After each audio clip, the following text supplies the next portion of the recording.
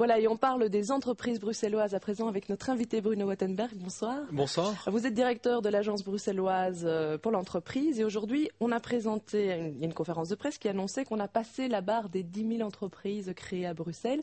Est-ce que c'est un chiffre étonnant ? Alors c'est étonnant et pas étonnant. Étonnant parce que bien évidemment c'est un cap symbolique, 10 000 entreprises, ça fait plus de 10 entrepreneurs par 1000 habitants, c'est énorme surtout par rapport à la Wallonie et la Flandre. Et c'est moins étonnant parce qu'on voyait une tendance depuis 2002 quasiment constante d'augmentation et on se doutait qu'on allait y arriver mais on ne voulait pas y croire que cette tendance soit si forte et si constante. Et c'est pas compensé par un nombre de faillites en augmentation ? Alors ça c'est un petit peu ce qu'on a entendu depuis des années, de dire oui mais bon, il y a beaucoup de création d'entreprises mais il y a beaucoup de faillites en même temps, c'est des entreprises qui ne durent pas et donc on attendait d'avoir un petit peu de recul mais on se rend compte que finalement le taux des faillites n'a pas suivi et qu'on aura quelque chose d'exceptionnel cette année.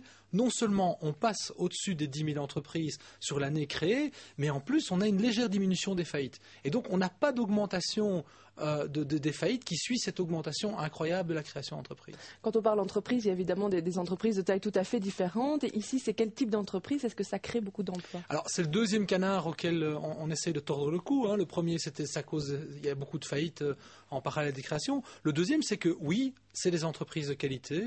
Oui, on garde plus de 50%, non plus d'une sur deux, sont des entreprises et pas le magasin du coin, qui est aussi un entrepreneur très intéressant. Mais donc par rapport à la Flandre, par rapport à la Wallonie, qui sont tombés au-dessous du taux de 50% de réellement entreprises par rapport, si on compare SA, SPRL par rapport à des sociétés coopératives ou des sociétés universelles, on garde un terreau de réels entrepreneurs dans plus de 50% des cas. Et donc ça, c'est un petit peu le deuxième canard auquel on essaie de tordre le cou. Alors, est-ce qu'on essaye de soutenir ces entreprises ? Est-ce qu'il y a un profil d'entreprise en particulier qu'on essaye de pousser à Bruxelles ? Alors, incontestablement, aujourd'hui, l'offre en matière de soutien, d'information, de sensibilisation, d'accompagnement des créateurs d'entreprises, elle est très importante. Elle est très importante, bien évidemment, du côté public, où beaucoup de choses se sont réorganisées avec le contrat pour l'économie et l'emploi. Tous les acteurs de terrain aujourd'hui se parlent, il y a une bien meilleure visibilité, une bien meilleure information, et on le voit dans nos chiffres d'accompagnement. À l'agence, on a fait 1190 créateurs accompagnés sur 2007, mais les guichets d'économie locale font leur part de travail également. Et à côté de ça, il y a une offre privée très importante. Il est clair que pour une entreprise technologique, à Bruxelles, elle trouve tout le soutien qu'elle peut avoir, que ce soit au niveau financement, validation technologique, également dans le secteur privé. On trouve tout à Bruxelles. On a des services qui sont beaucoup plus présents que dans n'importe quelle autre ville européenne de taille comparable. Est-ce qu'il y a un secteur qui peine un peu plus, qui a plus de difficultés à se lancer ou plus de risques ? Alors peut-être le secteur productif, bien évidemment. À partir du moment où vous consommez des mètres carrés, ces mètres carrés à Bruxelles sont chers. Soit l'entreprise en a vraiment besoin, elle va les valoriser, elle va s'installer à Bruxelles et s'y développer, soit elle préférera s'installer en dehors de Bruxelles. Et donc on constate une tertiarisation de plus en plus importante et c'est logique, ça va vers le service à la personne et le service aux entreprises. Et là, on suit vraiment la dynamique économique à Bruxelles. On les voit sur les chiffres du PIB. Bruxelles est en train de performer de manière exceptionnelle.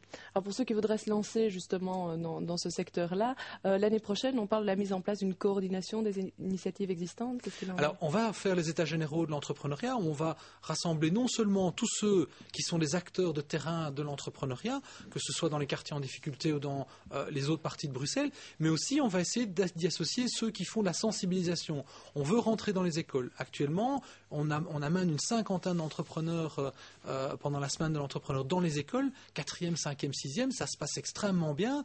Il y a des initiatives Dream, il y a des initiatives Captain qui sont menées pour expliquer que dans les écoles, il faut stimuler la prise d'initiative, stimuler la gestion de projets et aussi permettre en humanité et à l'université de montrer des modèles sociaux d'entrepreneurs qui ont réussi, de manière à ce que tout le monde, les professeurs, les directeurs d'école, les parents, puissent mieux connaître cette voie possible et la rendre plus crédible aux yeux des étudiants. Parce que c'est encore un secteur qui fait peur ? Ah, exactement, on le voit. En 2001, 55% des indépendants qui s'étaient lancés avaient des parents indépendants. Alors que ça ne représente que 15% de la population.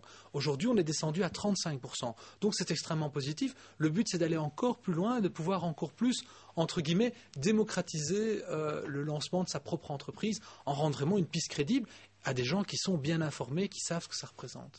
2008, il y a encore un élément à souligner ? À 2008, il y aura une grosse exposition qui sera consacrée à l'entrepreneuriat, toujours dans cette confrontation des modèles sociaux, qui va viser les 14 à 24 ans, et dans lequel on va amener toute une série de jeunes à voir ce que c'est véritablement l'entreprise. C'est pas la promotion du grand capital, mais c'est expliquer qu'il y a des gens qui peuvent se réaliser, contribuer à créer de la valeur pour la communauté via l'entrepreneuriat. Eh bien, merci beaucoup en tout cas d'être venu nous expliquer tout cela. Bruno Wattenberg, je rappelle que vous êtes le directeur de l'ABE. Merci.